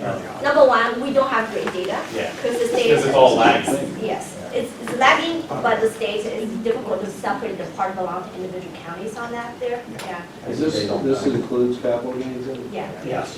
But today it's actually a relatively small portion for the county. Historically, it's a bigger portion. Now it's a very small portion anyway. How do anybody get to a median? Because you have that data, Median? median instead of a mean? Is that like closer to what Steve's talking about? I mean, throwing out the outliers on either side. People whose capital, people whose income either goes to zero or somebody hit the lottery, right? Yeah, we were thinking, by the way, these are using our kind of traditional drivers to get there. We also have an internal model, but we'll talk about in a minute. But because a lot of other factor, like distribution factor from state, the actual distribution can swing dramatically on that. But in that model, we were actually talking about capital gains instead of, we probably will try to do the same thing that state is trying to do, is instead of arbitrarily assuming a percentage growth, maybe keep that at 0 growth for capital gains for now and to see what's going to happen. But all of our income tax data comes from the state. Yeah. Yeah. Okay, the last 3 years, the income tax really have, for the county, in terms of the part of distribution, kind of has been riding a roller coaster. Fiscal 2015, the first year I started here, I was facing a mid-year cuts right away because of a significant shortfall of income tax. That year, we basically experienced no growth of income tax versus prior years. Typically have a reasonable between 4% or more. So after that, FY 2016, we experienced a surprisingly strong growth, basically doubling the bottom line growth of personal income. As Dr. Kling just said, that typically it's around 4%, and that's actual and that's the estimate. And the actual experience is almost double that. Then in FY 2017, year to date, we're about half year now. Our collection or distribution has experienced 2.6% drop from same period last year. So we asked the state a few times to try to have better understanding what's going on, because clearly that doesn't match the bottom line personnel income trend that we are experiencing or analyzing. So they quoted 2 potential reasons, but none of them they were able to give that more accurate information. One is that they said in fiscal 2016, because of the cutoff time of the fiscal year, a large number of employers across Maryland include one more pay period than last fiscal year. But they cannot say how many of them and by which counties there. But they just say that's just their observation. So possibly that's a one-time contribution factor to explain FY16 strong growth compared to prior year. The other thing is because of lagging impact of the state distribution formula. Again, they don't know exactly how much income tax collected that year belongs to individual county. They use a lag data from 1.5 years ago, and sometimes they underestimate, sometimes they overestimate individual counties' share. So as a result, they actually reported most recently that they over-distributed county about $14 million. So as a result, the reconciliation amount plus the share of the county is expected to drop in FY7. Let me ask you a question. If you're down 2.6 or 3.7 million at 17, that's down from from the previous year versus what you expected. So if you thought it was going to grow X, it's actually on your budget a bigger impact. Yes, Isn't it? yes. What's the actual impact on your budget for fiscal 17? I don't remember, it's 5 million or something compared to the original I budget. think Plus the 14 million. No, because that's what's happening. 16 ended up higher than original budget because of. Right, but when do they take the 14 million? It's going to be reflected in 2 ways. One is every year when they do final reconciliation from prior tax years there, you're going to receive less or zero compared to prior years, which we have some reconciliation amount there after people finally file the tax. And other is the county's share as a percentage of the state. All counties, they typically will adjust it down. So they won't just take 14 million away from you. No, they wouldn't. And But it's typically not spread. It's not part of this. part of that it is reflect, but not 100%. Yeah. Okay, so there is some impact because of the overdistribution. Yes. So it's a Rubik's Cube. It sounds like. Do you think it would be something? I'm sure Steve Hunter figured that. And go back to the baseline there, as Dr. mentioned earlier, that most recent calendar year, the county's residents employment growth is about 1.6%, and those are people pay county income tax here. And today, I mean, we can have a general guess about how many COLA or like salary enhancement. I mean, it's good to have 2%, right? So that combined with employment growth, you could largely have a sense about in general the level. I mean, do you have to assume that you're going to continue with this? We will actually think we make a little prudent approach for FY 17-18, estimating 17-18. Right. That's a moderate growth on that, but after that, they're FY 19-20, we're assuming going back to 4 to 4.5%. I mean, for 17, obviously you don't change budgets, but you're assuming that you're going to be short. Well, it's actually, that's an interesting question, because what's happening is that the growth rate is slower, and it's actually, year to date, it's been dropping. But the base of FY 16 is higher than the original budget of FY 16. When we originally developed budget, we go from the original base. So there's offsetting factor. It's not necessarily net drop. It's actually net slightly gain for FY 17. That's because we still have some benefit from prior year. 2016. 2016. Although the actual growth has been slow. It's the same when we buy this. But that's a good question. How often do you get tax receipts? Is it monthly or weekly? No, quarterly distribution. And we haven't got the second quarter, so we get first quarter plus all kinds of So little. that's gotta be great, you just get this huge, oh, here it is, we're off 2.6%. Yes, no. Howard, as a proportion of the total, is our reliance on the property tax and income tax greater than your surrounding counties? Oh, the portion? Yes. In general fund, first, for all counties, these are the two dominant, Those are the two dominant. there. But in terms of percentage, I think we are relatively high. And there are for a couple of reasons. One is some counties have all kinds of fees, and we don't necessarily all have. Secondly, not every county put all those other things in general funds on that too. So we do have some special different funds or enterprise fund to tracking specific purpose of permits or fees for that purpose on that. And some other counties, they also lump sum in the general fund. Okay, so we talk about what drives income tax, and personal income is the majority of that. There and capital gains play a less role, and technically we want to not put too much emphasis into it. Maybe just keep it flat. State distribution formula, we already talked about. In case the issue is not over yet. I was hoping I was over. First, we know that starting from now, every year we will have some ongoing impact on it. Secondly, we have historical liability, and we just discovered yesterday the liability actually changed. We used to know a figure last year is 3.6 million, and then we just learned that it's increased to $8 million. So we called the state trying to figure out, they said because at that point they reported the amount they have processed so far. So as of today, they actually processed more. So the historical liability is actually bounced up quite a bit. The good news is that we're not going to pay that amount immediately. The state is going to pay for the county upfront, and we're going to start paying them back in 20 different installments, payments starting in fiscal 2020. So each year, we probably pay about $2 million starting from fiscal 2020. Nevertheless, that's a liability, and we're going to have to pay that. Is this the first year we're paying? Fiscal year 2020 will be the first year for historical one, but for ongoing one, because people can start it every year, file the tax for that purpose, and that's a loss of between $1.5 to $2 million a year. Okay, In so- the base. So we have, so it's actually about These are two different- 3.5 to $4 million a year impact on us. Once you combine the historical liability, yeah. Well, because it'll mute our income tax. And that's the reality, guys, it mutes our income tax by 1.5 to 2 million. Mhm.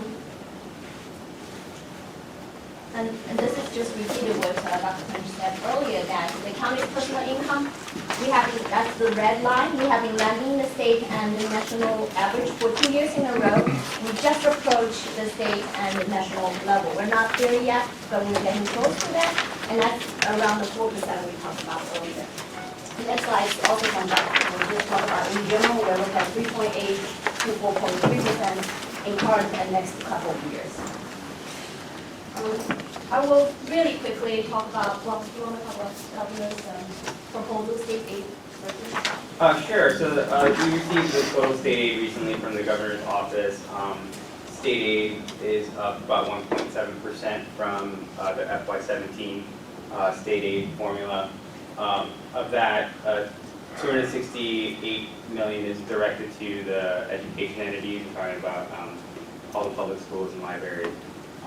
And that was an increase of about 6.9 or 2.6% from last year.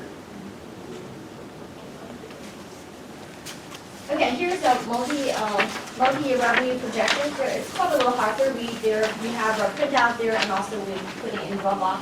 But the bottom line, your FY18 projected revenues are about 3.9% higher than FY17 budget. Once you factor in the fact that like 16 base is higher than originally thought, but the current year growth rate is likely to slow down. So these projections are based on what we talk about the property tax income tax treatment here. But one thing I want to bring to our attention is that it is true that number one, we have high uncertainties on national economy and federal policies. Again, I mentioned by different people earlier there. So, and that's a big question mark. So we probably have more risks than usual this year. There are always risks there, but given the federal potential policy there, that's and our annexation to the federal government in terms of spending and other policies there, that's probably more risk about. The second thing is that we are still pending on some critical data. One thing is that another quarter of income tax that sometimes could drive the number up or down. In the future years, we're currently projected to grow by 3.8 to 3.7 per year. Last year, we averaged about 3.6%, so that's not too much different. The only thing is that we now put the immediate 2 years a little bit more moderate before the catch back up to 3.7. I'll talk very briefly on the expenditure side. As you all know, this is the general expenditure structure of the county general fund. The highest the bar is the education entities, and that's represent about 2/3 of the county's general fund budget. And in particular, if you look at the state data, it shows Howard County ranks the second among all the counties in Maryland in terms of per pupil county spending. So the dollar amount for Howard County is $10,138, 47% higher than the state average. And also, we are only after Winchester County, which is very small. So the county's operating budget fiscal challenge is that there are no revenue. It's good, but it's moderate. So how does it compare to expenditure? Clearly, that's not enough. The county, as every other jurisdiction, we have mandated growth and committed growth, like the maintenance efforts, funding for the school system, fringe benefit, that's pension and health care, that's going to grow every year and be higher than inflation. And you also have debt service that you have to entertain if you continue to fund new CIP projects there. And we also continue to have high demands from the community for all kinds of services there. Just to talk about education alone, you know, like the school system representative was here earlier, the superintendent's proposed budget was asking for new county money of $60.5 million. That by itself, it's I think it's about 1.6 times the county's overall revenue growth. And also, you know, our other education entities also have needs that are driven for different reasons here. And that's only part of that. We have public safety agencies here before, recreational parks, detention center, community services here. These are all constantly a lot of needs. See? Do we already have a projected MOE number? Yes. I think it's 7.7 million, I think. Okay. Yeah. And that's from the school system, by the way. Right. And I think there are revised student enrollment number, the actual is a little more than 730, something like What's that. the required number from the state? Last year, Isn't it trailing? Yeah. last year's MOE is, I think, 10.7 million Yeah. there. But every year, it's mostly driven by the actual student enrollment growth. That's what I actually need to ask. So what was the actual enrollment growth over the last year from the prior year? 700 and some students. Yeah. Oh, okay, what does that mean, the dollars? $7.7 million. Oh, it is, oh, okay. Yeah. But it was a school system estimate. So that's if you look at 1,000 or 800, whatever they had here before, Right. that's the difference.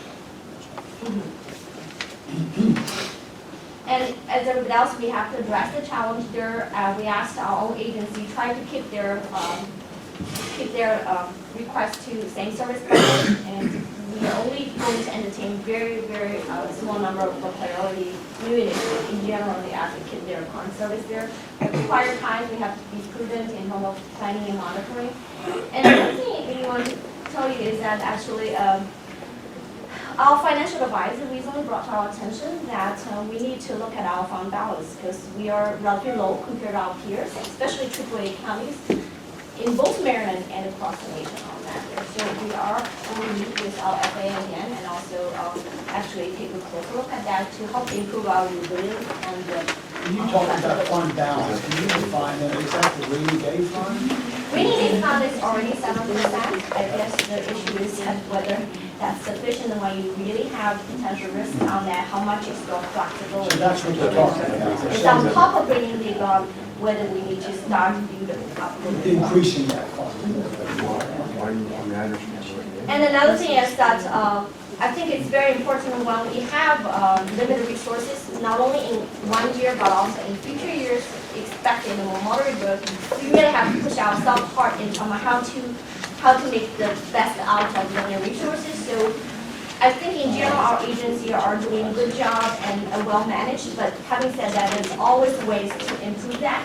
So we are actually strengthening performance measures, track forward in terms of data, in terms of strategic planning, in terms of using data, trying to use that to make smart decisions and look at the process on that.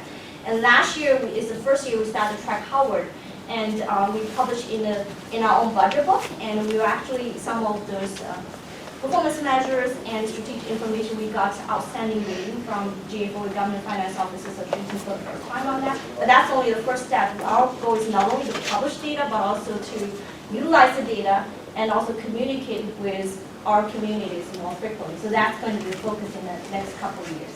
One question, and you're standing here now? Nick, okay.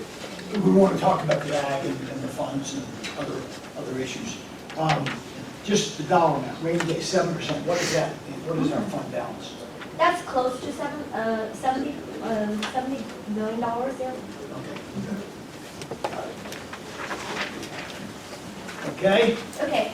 I probably will skip the CIP piece. I think you already know that our geo organization has been dropping because of the existing debt capacity and the previous historical commitment already made on that there.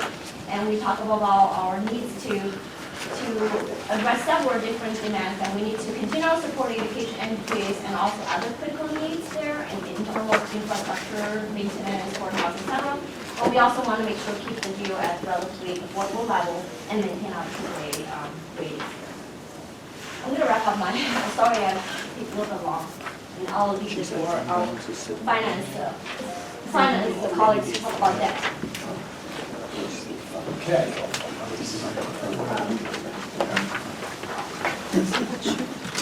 The last piece of the puzzle.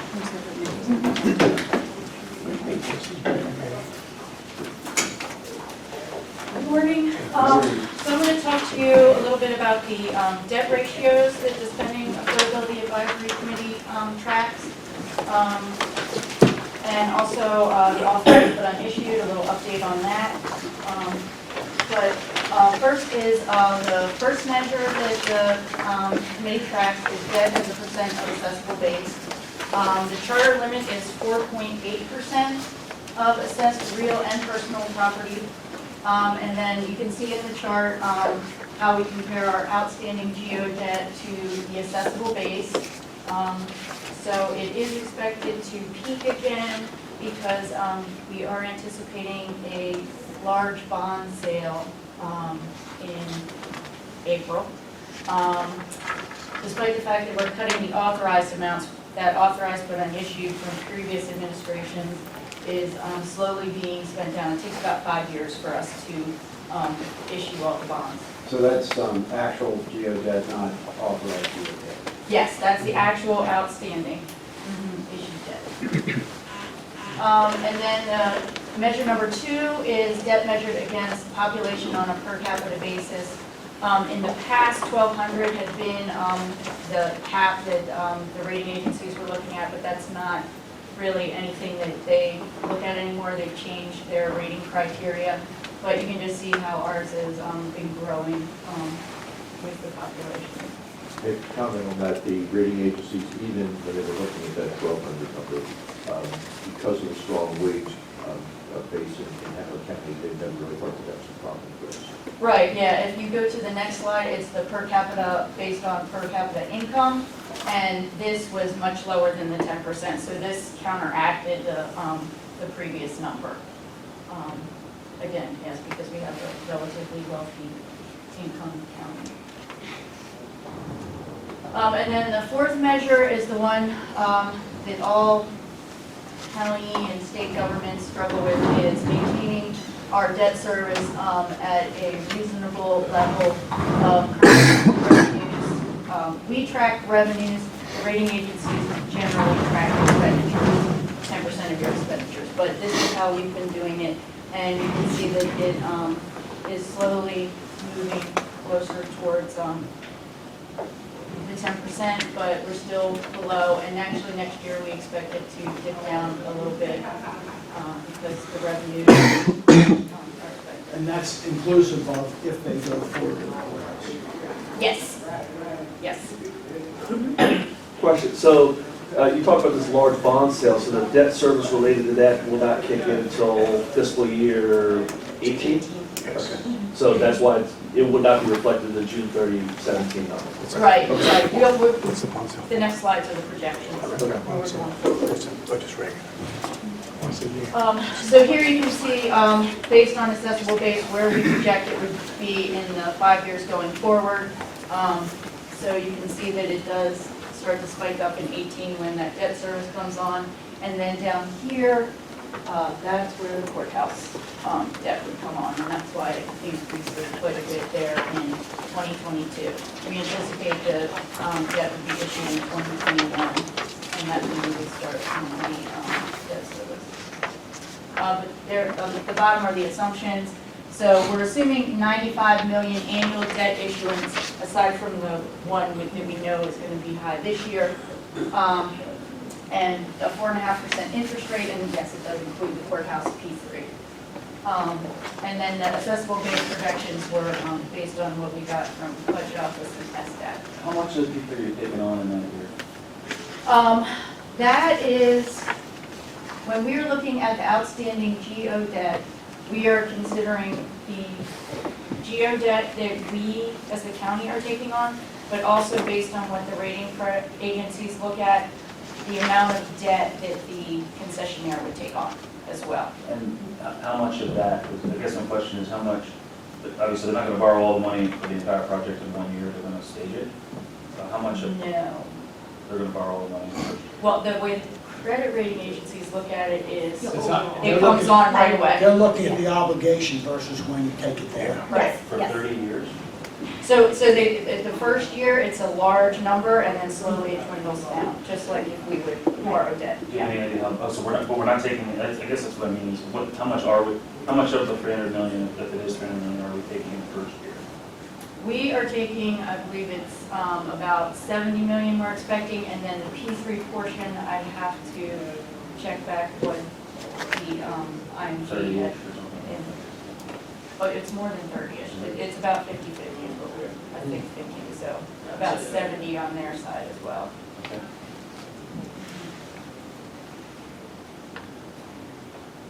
But it still comes in our percentages, right? Because the rating agency Yeah, looks they at it treat it says as it's an our obligation. liability regardless who's paying that. So then here are the debt service projections. Again, it does include the courthouse. The debt portion of the availability payment we factored in here, or at least our best estimate. So it is, at this point, with the updated economic information from Dr. Quinch and Holly, showing that we would still potentially breach the 10% in 22 through 24.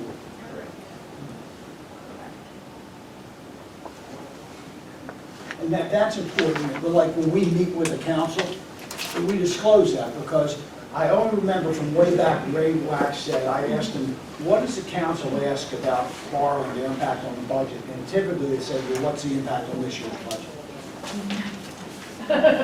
And of course, Ray, without any further education, would tell them, and they say, oh, that's good. It's not this year, it's downstream. So in working with our FA, we have been comparing ourselves with other peer entities, which we consider other Maryland counties and Northern Virginia counties that had triple A ratings. Generally, all of these have triple A's other than Anne Arundel County. Forward. So here you can see when you do the debt to assessed value comparison, we are at a little over 2%. The peer average is under 2%. But some counties like Montgomery and PG County, they actually don't issue their own geo debt. They have national, the Washington Suburban Sanitary Commission issue some of the debt, and the National Parks, name is, yes. So they have less debt when you look at it in this way. So that's why ours is not necessarily that high. That is actually probably more higher. Right. How about Virginia? Because Fairfax is shockingly low. I'm not sure. There's got to be a similar issue. Yeah, overlapping kind of. Or they have, I know Fairfax City probably does a lot of their debt, which wouldn't factor into their county, whereas we don't have any cities that are taking on the debt for us. They have that personal property tax also. Yeah. Yes. Yeah, the state, right? Cars. So then if you look at measure number 2 and you compare ourselves to debt per capita, we are slightly higher than the peer average. But again, we have higher per capita income, so it's somewhat offsetting. And then when you look at measure number 3, you can see here, just what I pointed out, that we are actually slightly below the peer average when you take in our income. Because now you're putting aggregating everything. Well, you're comparing the incomes as opposed to just the number of people. And then this is where the credit rating agencies, they actually look at your debt service in comparison to your overall expenditures versus your overall revenues. So if you look at this, the peer average is about 9%. We max out at 10%. So some of the different counties, I was actually surprised that Montgomery County's was that high, considering that they do issue a lot of their debt through separate agencies, yeah. So we were 10% in 2015. This is including, the way that our financial advisor looked at it, they also included our TIF debt in there. And so we, Even though that's outside of our. right, and we were in the capitalized interest period, so we definitely weren't paying it. So, yeah, when you take that out, that was the difference there. And then another issue that the credit rating agencies look at is your payout ratios. And we've always tried to maintain at 65% because that's the norm for triple A's. Some of the peer averages are higher than that, but we're always cognizant of that when we're extending our amortization period to make sure that we don't go too low on this. Can you just tell me what the fine payout ratio? They factor in how much debt you have paid off in the first 10 years. So if we pay down 65% of the principal in the first 10 years. And they want that to be, They, 65 is fine. but do they want to be set, is 70 better or 60 better? 70 is better. Yeah, they want you to pay off more sooner rather than later. But don't put it on the. Right, no kick in the can. 65% is good. It's just, they always hope you know, if it's have even higher, they will appreciate that. Do we track what our debt service is as a percentage of operating expenses, our expenditures? Yeah, that's the data, I think. That's right. Number 4 measure. Okay. That's the one we're trying to drive down, and we're seeing in 2022, 24, it's going to be. Yeah, that's around currently 9-point-some%. But we're saying if we have the courthouse on that, then for a couple of years down the road, in 2022, we have a temporary spike to 10.1, 10.2, but then it will go back. It'll go back down, but it'll be, from my perspective, unfortunately, still on the high in the nines. So it'll be eating up our budget, finance, commercial operating budget.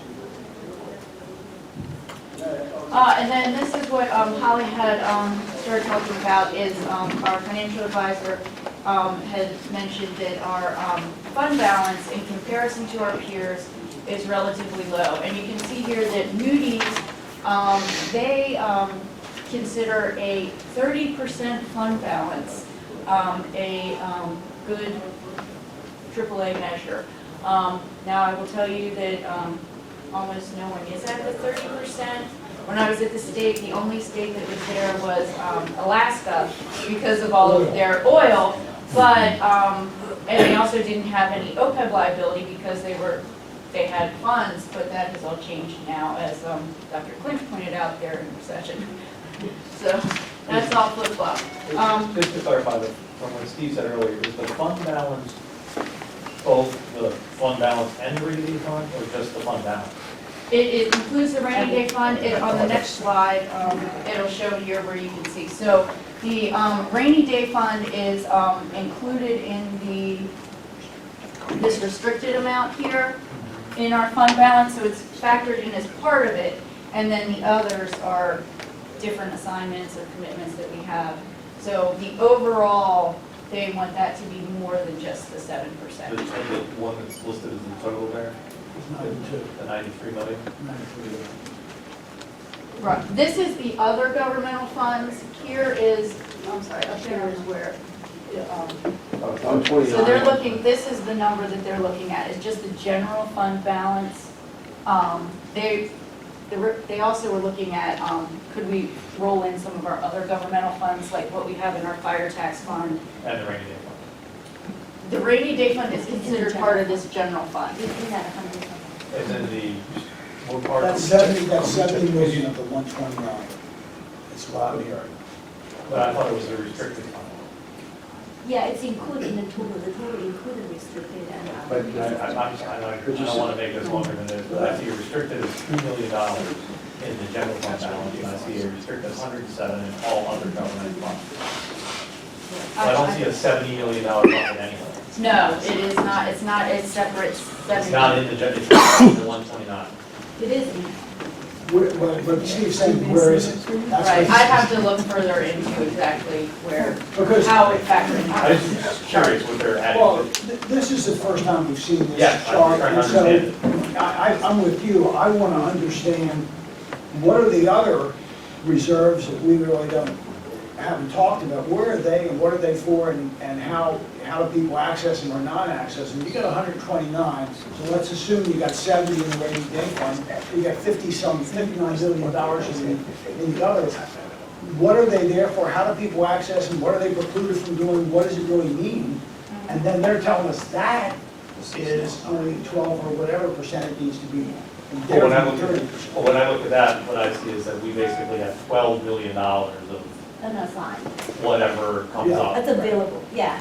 Of the 129, whatever that's a dollar amount there, it's almost everything has been either restricted or assigned or like designated for next year's So- budget or something. The only one that's basically available for use It's 12. is the $12 million. Yeah, so if I was a creditor and you had $106 million in payments here, I'd be a little concerned if you only had $12 million to pay. I'm just saying. That's the pay, that's your pay-go or whatever, So I right? get why they would have concern. Well, right, I'm just saying. but where are you gonna invest it?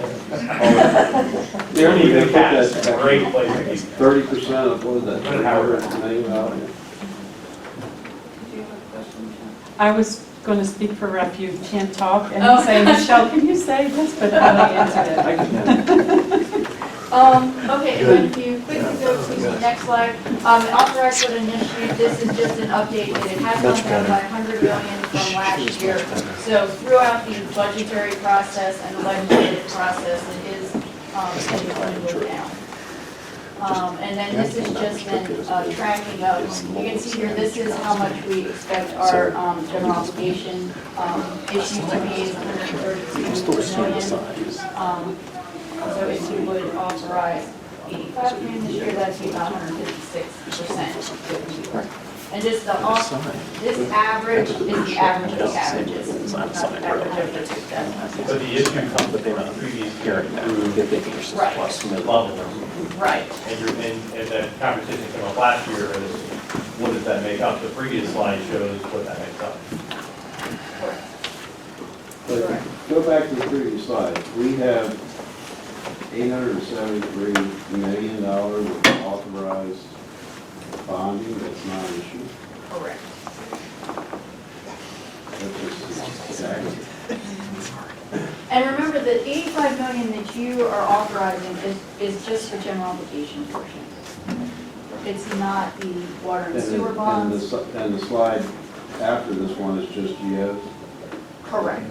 And the 316 or 360 that was there, that's all, or 3617, that's all allocated for projects. Correct. And let me just point out, the water and sewer bonds, part of the issue there is that they have large, multi-year projects. And the way that our budget and finance system works is if they have a $100 million improvement to the sewer station, they have to get $100 million approved, otherwise we can't authorize the signature on the contract. And so that's why they'll have these big blips where, oh, we have a new project that we're starting and we have to authorize the money. How much that 300 is over 5 years old, do you have any idea? I do, but not off the top of my head. I think it worries you in theory, which is just theory, if you did all those bonds, this is 316 in 1 year, you bust the bank. Yeah, you'd be over your 10%. But forget the 10%, the impact on operating budget. Right. You know, it'd be disastrous, so. You know, part of me says, how do you keep putting bonds? Well, that was our recommendation last year, and it was to look at that number and make sure that that number It's is. coming down. It looks like it's coming, yeah. No, it is coming down. But just continue to look at it and say, is there stuff in there that we don't need anymore, Right. so we don't always have this over allotment of potential issues. So I know in the capital budget, they're trying to deauthorize as much as they can in projects. And then when we do the legislation for the capital budget, and they are looking for reauthorizations for projects that are 4 years old or more, that we really brought that number down. It was like half what it had been in the past. Ballpark, is it 2 million, 20, or 200? That we carry over, That are over 5 years. I don't have a ballpark. I know last year we reauthorized about 50 million. That was more than 4 years old. Give me, this is a question for Greg. From your experience, do you have a sense that the council has ever looked at this type of information? Yes. Did they get it in terms of what's? Yeah, I think so. Right. And I mean, that's the stuff that we brought up to the council as well. That you've got all this available, you've got available bond appropriation authority that's not needed, basically. Yeah. Okay. Thank you, Nikki. Okay. Be prepared, and I will make sure it's out. Something about you. I'd like you to schedule and make sure you got 2 full hours next week so we can discuss, make our recommendations. In some ways, the first 2 are easier because the numbers are there. But then the other pieces of it in terms of revenue from the ambulance down to transfer taxes. And I would like, before we get there, okay, that we have a better handle, and I was talking to some people before we start on the ag preservation. I know John has legislation out there, so we understand what he's asking for and what that means in terms of base fund balances. And so before we get here, I want everybody to be looking at that information, and have a chance to look at it early. Just a little housekeeping. That last presentation, you gonna have that up on the Dropbox at some point? Yes, going to. Only because that would be good to study between now and next week, especially for the bond, yeah, especially for the bond authorization discussion. And Holly, and Holly, Yeah, I'll put it up there. Yep. Thank you. Okay. But we have to make decisions, and I think we have to have a good, open discussion in here relative to revenue sources and what we recommend to the county, with the reality of what we're seeing and the reality of our needs. Okay? And then we'll let the politicians Okay, I need Larry, Brian, Steve, where's my other, Steve and Steve. And Rich, why don't you hang around too, so we can talk about our